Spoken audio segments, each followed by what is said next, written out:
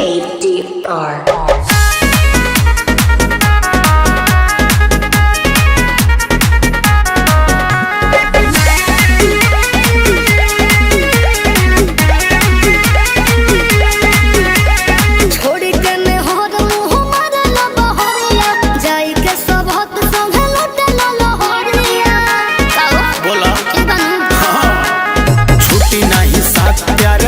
बचपन के संगवा में रही हमरा में हरी उमन के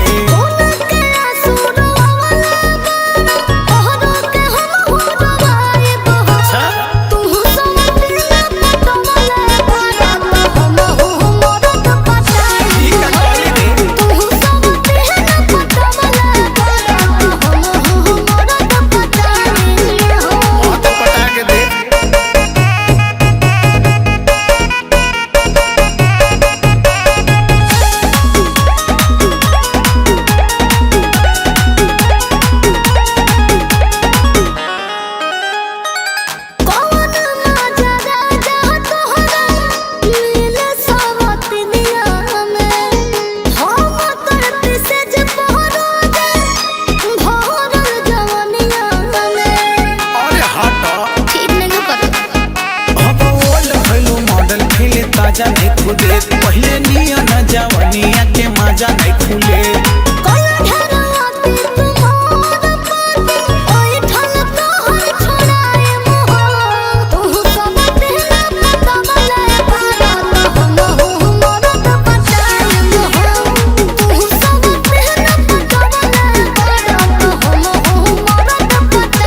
अरे तो से के पटिरे फुअरी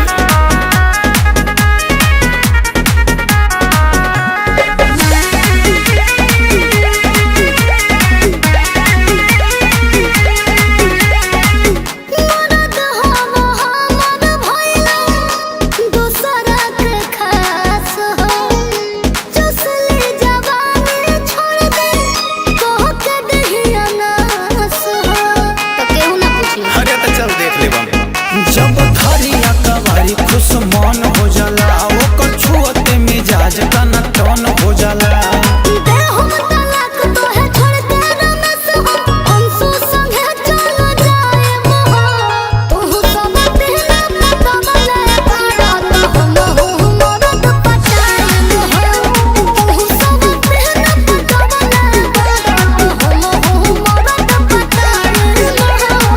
हाँ तो पटा के देख गुड़वा तोड़ के हथवा में दे दे। अच्छा।